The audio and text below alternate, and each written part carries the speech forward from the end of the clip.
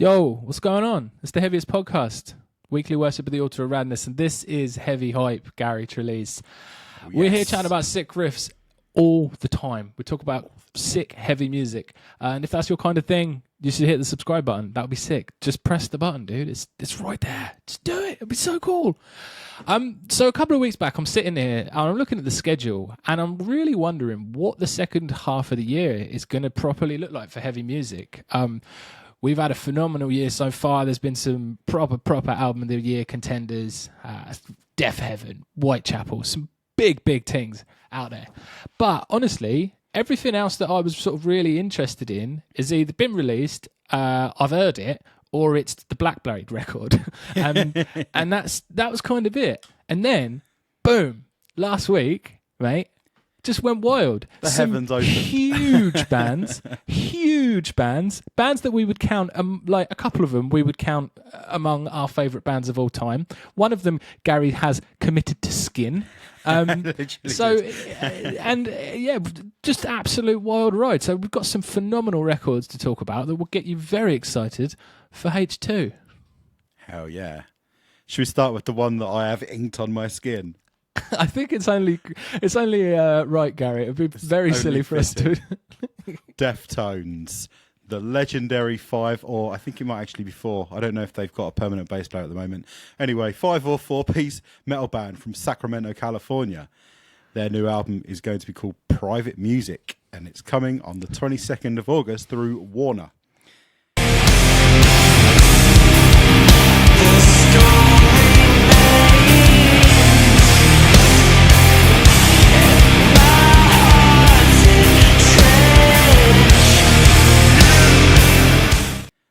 So the first single for this is out now. It's called My Mind is a Mountain. This is the first music that Deftones have put out for 5 years. Ohms obviously came out straight into the pandemic. So the whole album cycle felt like it might be a bit of a bust, to be honest. I can't believe that's 5 years ago. I know, man. I know. Time has just absolutely dissolved in between now and then. It's insane. The thing that's kind of most notable about this record that's got the buzz among the fans is that they've gone back to Nick Raskulinecz, who is the guy who produced Diamond Eyes and Koino Yokan. So everyone's very psyched to potentially see a bit of a return to a more riffy, more sort of heavy. I mean, they're always heavy, but I guess there's kind of emotional weight and then there's just like riff-based weight. But everyone's kind of excited. I know what I like best, Gary. Yeah, I know what you like. I mean, you talk about my tattoo. The tattoo I have is for the self-titled Deftones album, right? Which is my favourite Deftones album. And if anyone disagrees with me about that, then let's have a fight about it. Because whatever, man. It was the album that came out new once I was like really into Deftones and I was obsessed. I adore this band, and so the news that they're back, they've got a new album coming out. It's produced by the same guy who did Diamond Eyes. It's all really strong, really positive.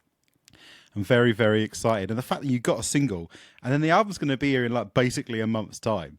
That's so sick. Bloody wicked. That is. Yeah, that just completely flies in the face of like traditional album cycles and like Ohms, it was like 4 or 5 months between like the Ohms coming out and the album coming out. It's so long, mate. And this is beautiful to hear that it's literally going to be here in a month. The single, I've got to say, Gary, I've very much enjoyed it. It's good. It's a warm hug of a track, mate. It's the homies doing their thing, kicking out baby making music, sweet riffs, Chino being the absolute man. Like it's absolutely no departure from what you'd expect from them, but nobody wants that. Nobody wants a Deftones album that doesn't sound like Deftones, dude. People are just happy for it, and it's just brilliant when bands are so steadfast in like their sound. They're so they're often replicated, this band, and nobody gets it right. Like there's a huge amount of bands left, right, and centre popping little bits of Deftones flair into their jams, and it always just comes off stinking like Audi Deftones. So true, man. Often replicated, never duplicated. That's the thing. When you've got a sound that's as unique as Deftones do, like, you don't really need to try and fuck with it too much, do you? Like, you've got such a brilliant palette. And I don't know if you've watched that interview that they did with Zane Lowe about the new album. It's really good. It's on the YouTube channel. I think it was part of his podcast. And I don't know if you're aware of this. Zane Lowe is pretty good at interviewing musicians. He's quite good at he kind of disarms people. He's really good at like just kind of making them feel like they're just having a chat with a mate rather than it really feeling like an interviewer kind of vibe. And just the vibe you get off the band at the moment, they just feel really like solidified, really like, I mean, obviously there's the clashes between Steph and Chino have been very well documented there. And often sometimes that push and pull can actually create like really good music. But also they just feel like they're really together as a unit. Like Chino's sober. He has been for, I think he said, a year. And I think he's really just loving being in a band and being touring and playing music and writing music, and it just spills onto the page when it comes to this song, man. It's so cool. It's so like atmospheric. It's quite short. Like, it's not a great deal well short of it. Yeah, I think it's the opening track to the record as well, so I feel like it's really a good way to kind of kick the album off. And when Deftones put a white animal on the front of their album, you know you're in for a good time. Yeah, Whitesnake is a hard move. It looks hard. Sick. It's a very sick cover. Yeah, man. Yeah, I'm man. excited, dude. I cannot believe I'm still reeling at the fact that it's 5 years since Ohms. That's bananas. It's gone so quickly. That's full bananas. Yeah, man. They're coming to the UK and EU in February next year, touring with a really interesting support bill of Denzel Curry and Drug Church, which is pretty cool. There's all the D's, Deftones, Denzel, and Drug Church. I like it, but yeah, it's kind of, they're playing the O2 as part of that, which I think is the Guy Fieri tour. Yeah. Love it. They better all be wearing flame shirts and like go back to the blonde days. Yes. Yeah, man. New Deftones. Can't wait. Let us know what you think about it. What's your favourite Deftones record? And if it's not the self-titled, let me know, and I will arrange for a boxing match, Queensbury Rules. Let's make it happen. Some pugilism. Next on the list, another band who've been absent for a while, Hatebreed. The 5-piece legendary hardcore band from Connecticut. They haven't announced a new album yet. I'm sure it's coming, but they've released the first new music in 5 years. The song is called Make the Demons Obey, and it is out now. Now I make the demons obey. Make them all obey. Feelings last until they learn. I kind of feel like you don't even need to like press play on a new Hatebreed song to know that it's going to slap. Like, it's just a foregone conclusion, isn't it? Yeah, it's so good to have the boys back, mate. Absolutely legendary band. Like, he's a walking deity. Like, he is a god among men. He's royalty. Just an absolute, he is royalty. And this track just absolutely jumps out, mate. Proper thrashy riffs. Yeah, dude. Like, I mean, Justice for President, dude. Like, it just gets the circle pits going straight away. Like, the whole sort of like the concept of the track is very cool as well. Like, make the demons obey is hard as hell. Like, telling demons what to do is hard. I don't know. I can't describe to you exactly why it's hard, Gary, but telling a demon off. That's just very hard. That's a boss ass move. Like, that's a boss ass move, dude. I mean, I was kind of seeing it as like a metaphorical demon, but even still, imagine like, I've got demons, man. You know, I've got like, I'm alcoholic, and just go, well, no, you're not. You're not alcoholic anymore. Like in the mirror, you're not alcoholic anymore, Gary. You're going to go and drink a can of Pepsi Max and you're going to love it. Making them demons obey. Yeah, man. This song, so slayery. Like, Hatebreed, Jester has these kind of two gears when it comes to his lyrics, right? He has, come on, man, you can do it. And he has, fuck you, man, you won't stop me doing it. And that's kind of his two gears. This is a second gear, and I'm down with it. I'm always down with anything that he's got to say, anything he's got to do. Love this tune. It's really, really sick. Yeah, the lyric "Remind them who the darkness serves" is absolutely cool as hell. Like that rips really hard. He he's so like long in the tooth now when it comes to like vocals and delivery, that he sort of plays around with inflection, like, which is kind of cool. Like the way that he just sort of approaches some of the things in there is probably not the way a hell of a lot of people would do it, but he's just the man. Like he's just the walking genre. He's an actual living like god, and he's the man. I was listening to this and I was thinking, I had an idea, right? I've come up with the ultimate idea. Sick. It goes along with moshicize, which is my idea of basically like jazzercise but with moshing for exercise, is have gyms install a stage and have hardcore bands perform in the gym.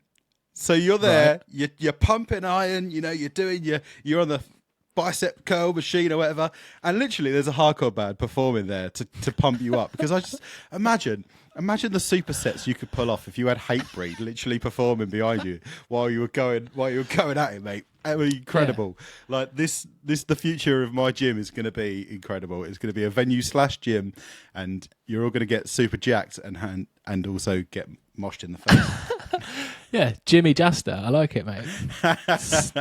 Sounds sick. I'm so down for this, brother. Hell yeah, me too. Yeah, just the prospect of a new Hatebreed record coming out, just more iconic brilliance coming out from the homies, like adding, you know, a couple more tracks to that like set list. You know he's got it in him. He's just like, he's prolific. He's an absolute baller. You know, he's always doing his own his side things, side projects. Kingdom that's the of word. Sorrow. That's one of Kingdom of Sorrow, and then you just have like Jaster, like it's just his thing as well. Like he's always out there. He's the man. So it's great. It's a good time to be a Hatebreed fan. It's a real good time. Like you're right. Like they are kind of at that point in the career where they just need a couple of super hard bangers to go in the set. Like the last album. You've got Looking Down the Barrel of Today. Like that's a set closer for Hatebreed now. That's what they literally close with that in basically all of their shows. Like that's one of their hardest tunes. So you know you're going to get a few bangers. This is probably going to be one of them because this is a really, really savage tune.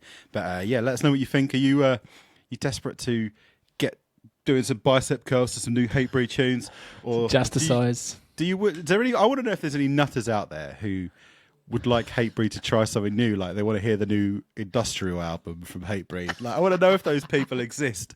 So if you're one of those people who are like Hatebreed are boring, they do the same thing over and over again, let us know. We'll tell you you're wrong.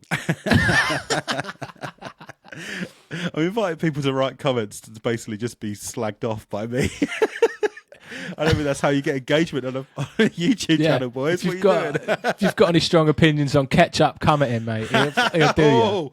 Bring it, man. Absolutely bring it. I can't wait for that one.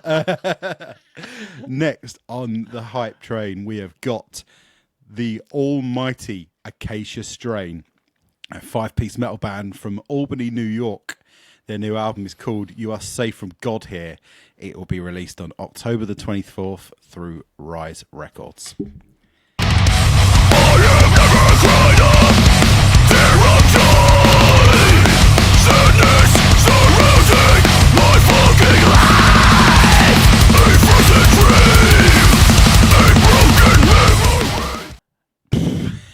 memory. Oh my God, the Acacia Strain just make me happy. Like the best band. I love it. Like they're not afraid to kind of experiment. Obviously, they have a very core sound, but then they kind of try things on every album. Like obviously, Step Into the Light was the album where they just went, let's just go as hard and fast as we possibly can. And then obviously they did Failure Will Follow, where they basically made a doom record. Like they've kind of tried all these different ideas. We're here with this new tune, A Call Beyond, and I kind of feel like they're just going for the ultimate Acacia Strain record. Like in the press notes, it says it's unapologetically the Acacia Strain. And that's what you want. That's what I feel like they're kind of going back to the fundamentals, which is like heavy and sad. Like Vincent Bennett has been, he's kind of made no illusions about his kind of mental state of late.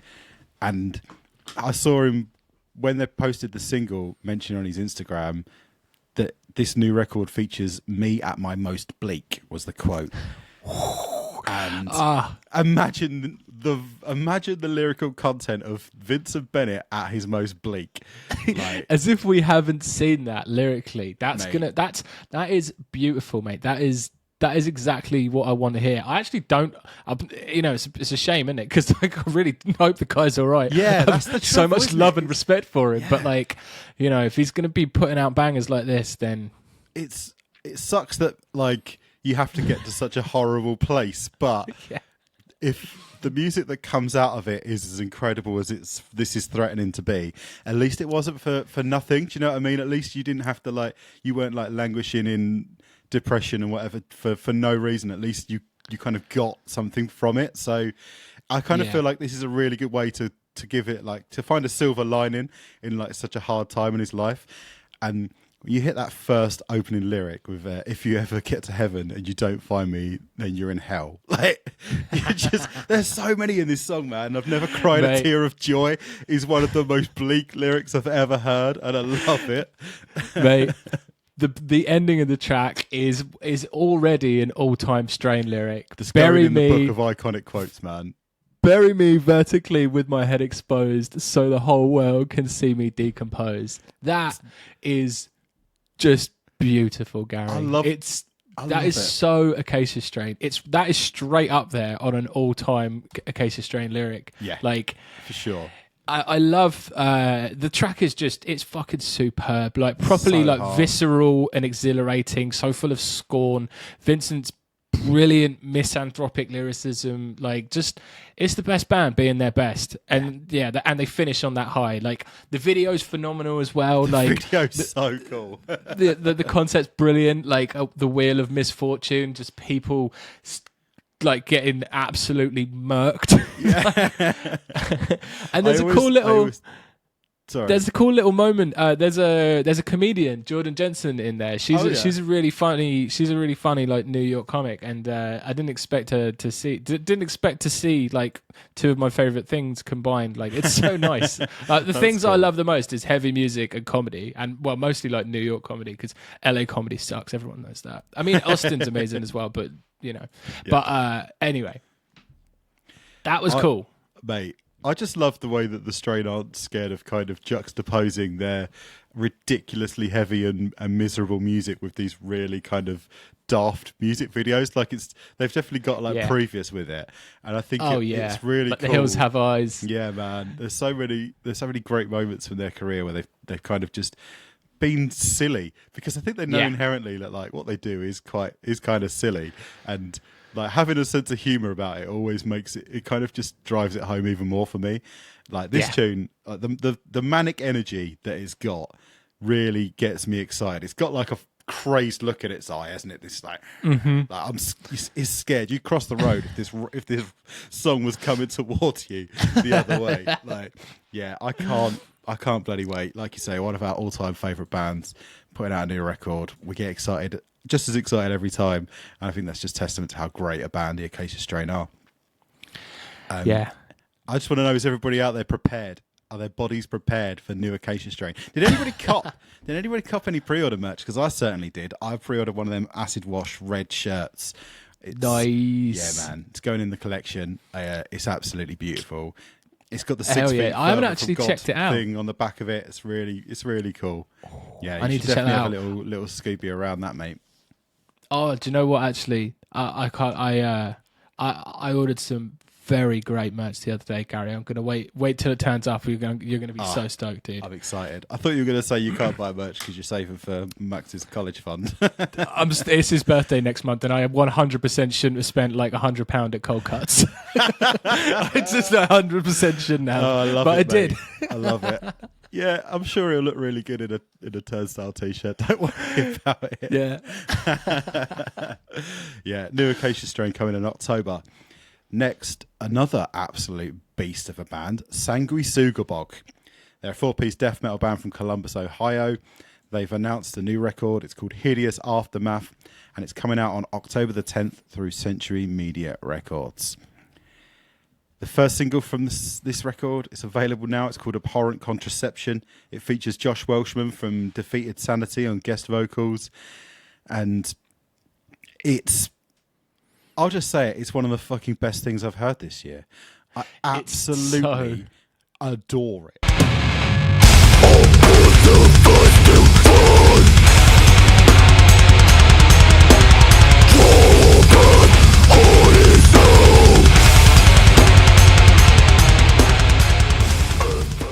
Yeah. This band have really gone places, like from originally coming out basically being more meme than anything else to becoming one of the sickest death metal bands that exist right now. Like the jump that they made from Pornographic Seizures to Tortured Whole, then from Tortured Whole to Homicidal Ecstasy have been massive. And it feels like this next jump is going to be even bigger still. Like, yeah, I can't believe that this band have still got like so much more like ability to keep growing and developing and becoming more and more incredible and exciting. Like I kind of thought that they probably maxed out on the last record, but clearly not. This is sick. They take just this perverse, brutal groove to a glorious place on this record, mate. Just the way it comes in, it is already rolling. We're already dancing. It just fucking rips. It's so heavy, and Devin is just on one vocally. Like he sounds the best he's sounded so far. Like he's out there being like it's not like a surprise that he's like featuring left, right, and center. Like half of the like new death metal albums that get shared in the Discord, it's like featuring Devin Swank. And it's because he's an absolute unit. He's just getting jacked and laying down hard vocals all day. Like some of the most powerfully textured vocals like on the planet. Like he's like hitting a corpse grinder point on this record, and definitely. That's bananas. Like he's just on one, man.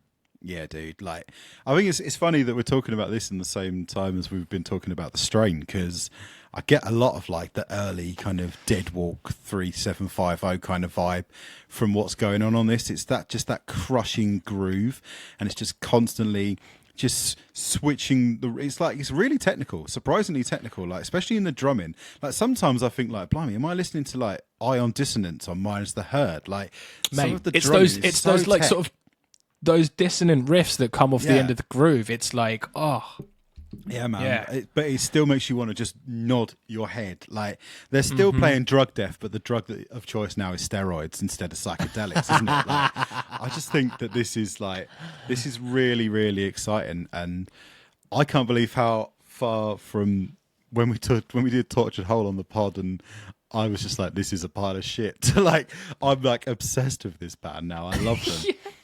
Have you watched the music video for this song? mate, It's it so is sick. amazing. It's obviously it's paying.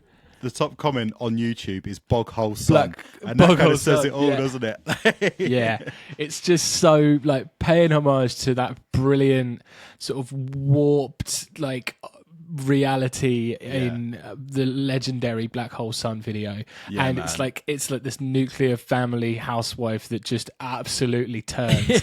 And it is phenomenal, mate. I love it so much. There's just something so lovely about seeing them stood there in that beautiful, like, weird blue sky, just grooving, and like Devin's just rocking, dude. I love it. This track's a goddamn gordozer, Gary, and I just can't wait for the rest of the album to turn me into human jam.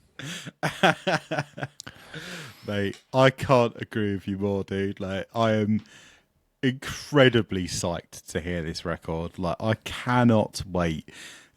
I just know it's gonna cave my skull in, and I can't wait for it to happen. I can't wait for my skull to look like an hourglass where it's just been by this record, man. I can't wait to just exist in 2 dimensions only. Yeah, man. Call me Flat Stanley, because I'm going to be squashed by the new Sanguisugabogg record coming in October. Something with a very different vibe, equally incredible, but very different in style, is the band Agriculture. They're a 4-piece. Once upon a time, I would have called them a 4-piece black metal band, but now after hearing this new song, I'm not so sure. They're from Los Angeles. Their new album is called The Spiritual Sound, and it's going to be released on October the 3rd through The Flenser.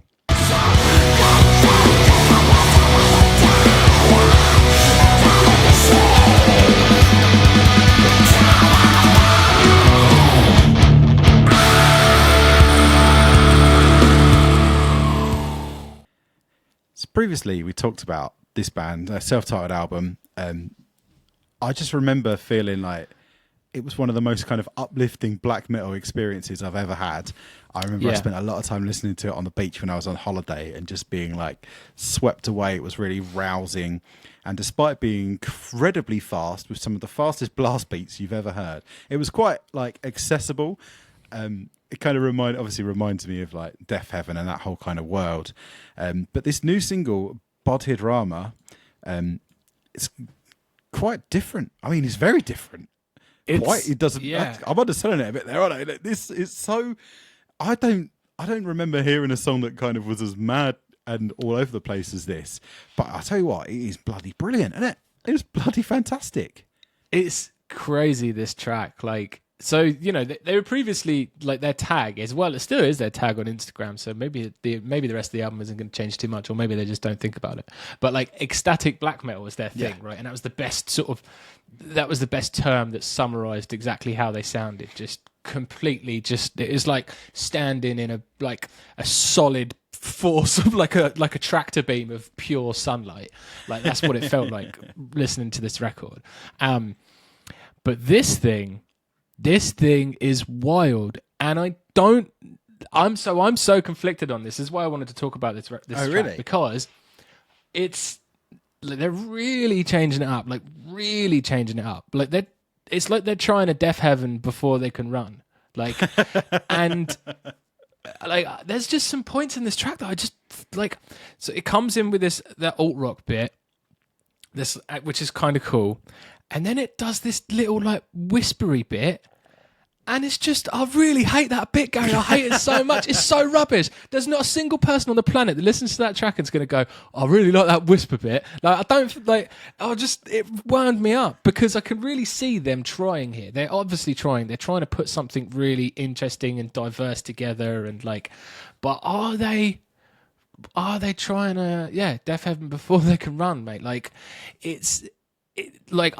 absolutely, it's really interesting. Like, there's some really cool parts in this, like the sort of this cool like shoegazy, almost alt rocky bit, and then like the scramsy moments, and then like there's a sick solo on this track. The solo is so sick. That second time it kicks back in is incredible. It's like proper like Jethro Tull style prog rock. It's incredible. But the track is completely all over the place. Like, so I don't know if it was a good single or if it's a bad single. I don't know if it's a good single because it's like prepared me for the diversity on the record, but also like there's a couple of parts in it I just really don't like. So like I'm so all over the place in this. So I just kind of wanted to get your reading on it. I'll be honest, I kind of dug it. I kind of liked the idea of this really, really stark, different like modes and moods in the song. Like, it's got that kind of rocking kind of vibe when it comes in, and then it switches into this thing that just kind of makes me think of like Tom York's solo project, which like The Eraser by Tom York is if you've never checked it out, and if you probably have to be a Radiohead fan to like it, but I think it's an incredible record, and it's just these kind of like broken beats and really delicate vocals, and that section kind of really reminded me of it, and it's just kind of this. Yeah, but it's this sort of for like 20 seconds. It's just this like feel of just pure dread, and like you don't know what's going on and you have no idea what's going to happen. It's so disorientating, which I found really interesting. And then when it kicks back in, and that solo rips, and that big like that really big dramatic riff part with the solo is really cool. And then when it kind of switches into it the second time, they layer on a bit more like industrial kind of textures and make it sound, and I don't know if maybe it's just from like listening to Shearling last week. I'm like in a weird place, and I'm just kind of like, yeah, all right, I could go along with this. This is like nothing's ever going to be as crazy as Shearling, so like I'm basically like headbanging to the like weird quiet whispery bit because that's like really musical to me now. But like, you know what I mean? Like I just was kind of I just kind of really respected it for the swings that it took. And I was never kind of going, I don't like this bit, it's boring. I was just going, wow, this is a really exciting, interesting thing to do. And like, I guess subjectively, it could have been something more exciting, but I was just taken up by just the balls to do something like that. Yeah, I am. I am interested in the album. Absolutely, I am so much more interested in the album now than before I heard this track, for sure. Because I'm interested in, like, I really hope they do pull it off. I hope the rest of the album's rules, and I love it. And maybe I'm just being grumpy and I'm just looking for things to nitpick. But just it's just that I don't know. It's just me. It made me laugh every time I listened to it. The little whispery bit. It really took me by surprise the first time I heard it. I was like, I thought maybe I'd accidentally changed tracks or something. Like, I was not sure what was going on. And I tell you what, we've been talking about cool music videos a lot this episode. The music video for this song is basically footage of monks in a monastery just kind of going about their daily business, like sweeping up and like making beds. And so it's the polar opposite in terms of cool music videos. I mean, that's cool. Like, I think there's kind of a bit album of a theme cover around the album. Yeah, album cover's quite good though. It's like a wolf, but he looks like he's smiling. It's like a wolf that doesn't look menacing. Have you seen it? No, I didn't see it. Dude, it's so I like sick. it. It's Friendly a wolf. But if you like, imagine what a wolf sort of like that's been caught on a camera, but instead of him looking menacing down it, he kind of looks a little bit derpy and smiling. It's like it's like it looks like a proper lovely wolf. You know, like those Instagram posts you see where it's like before and after someone called a dog a good boy. Is it like the after has been called a good boy? yeah, it is. It is interesting, man. Amazing. So yeah, that was definitely something we're going to talk about. How we feel about it, I don't know. We'll find out. But, I'm totally in on this. I want it to be great. I think I like the fact that they are trying something different. I just hope they can pull it off, because I just some of the bits made me cringe a bit. But like, you know, I'm a bit of a dickhead, I guess. Come on, man. Get it's arty. Get more arty. New Agriculture coming in October. And last on the list, but by no means least, is Pyrexia. They are a 5-piece brutal death metal band from Long Island, New York. They have a new single out. It's not part of an album. They haven't announced an album or anything yet. But the new single is called Wrath.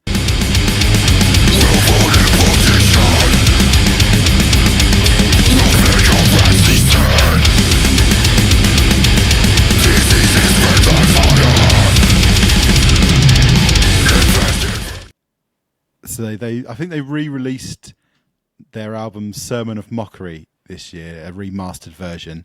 So if you look on Spotify, it does look like they've already released an album this year, and they potentially might be releasing the second one, but that's an old album from '93 that they've tweaked up.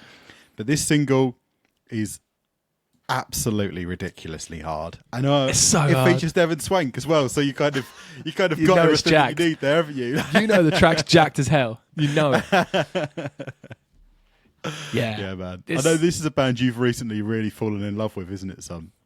Yeah, they're a band that I've been aware of for years and listened to little bits here and there. But in the last sort of like 3-4 months, I have just been on it. And I think it's since I've heard the first single from that Bludgeon to Deformity track, which like that was like a Pyrexia track. Oh, sorry, band, and then that was a track, and then it just sent me down the Pyrexia hole. And they are so goddamn sick. It's unreal how sick they are. I am so stoked to the prospect of a new record while I'm in this little train.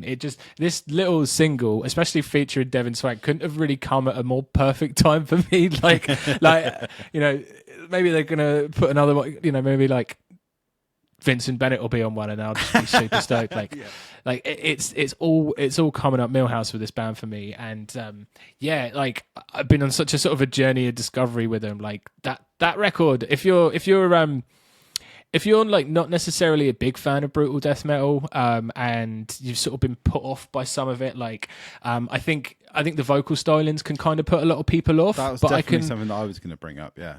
But I think Pyrexia is sort of, they have a lot of less offensive vocals. It's still phenomenally hard, but you get that more like rooted in sort of like hardcore and death sort of vocals. Definitely. It's not all Toilet Monster stuff. You know, obviously there's a couple of Toilet Monsters knocking about, but like it is, I think it's a bit easier to grasp than you know, like a lot of like slam bands can be. Yeah, I think like the difference it makes for me, because like, yeah, you're right, I've struggled with this genre. I can't get on board with the the toilet flushing vocals. Like, it just don't sound good to me. But I think when you use them as a tool rather than just constantly doing them, they actually can be really impactful. And I think that that's something that this band have really, really got right. Like, the guy's got like quite a hard, solid sort of hardcore bark, but then it gives him range and gives him places to go. And, you know, it's still daft as a brush, but it's actually a little bit more listenable than a lot of the other stuff that I've heard in the past. And I just always kind of think of bloody, like, what they called. What's the band? It was like... I don't know.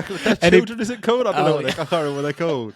Oh, what are they called? What's the one? The one like Maybe. really, really bad. I think it's Circle of Dead Children. But anyway, it's really ridiculous, and that's just I've never really been able to shake that in my head of like that's what this style of music sounds like. But Pyrexia, I feel like could be the band to finally pull you over. Yeah, pull you over to the dark side, brother. Really, really cool. I really like the tone of everything. Like, I think the drums have that really nice like clickiness to them, which is, I think, quite a signature for what's going on. But it doesn't just mean that it all just sounds like all you can hear is just kick pedal and nothing else. Like, it's got a decent mix, but it's still got that clickiness that you want. That little sort of almost artificial, but like just to make it kind of sound otherworldly.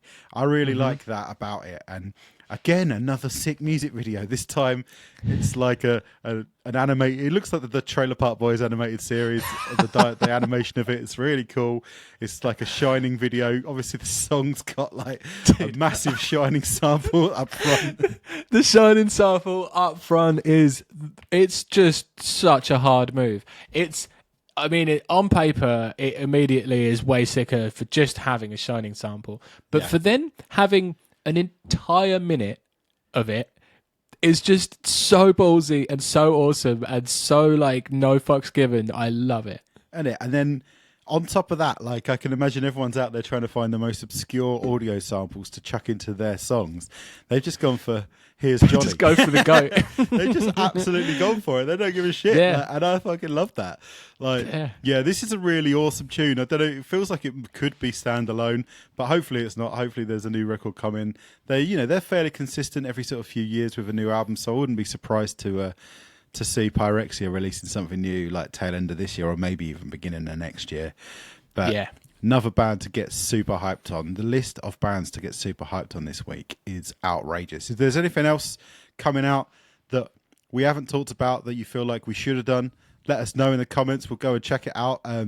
Personally, on top of everything we've talked about, I'm also really looking forward to the new Drain record. I think the singles they put out are really cool, and I'm really psyched to hear what that comes up like. What about you, son? There's a good few things coming up.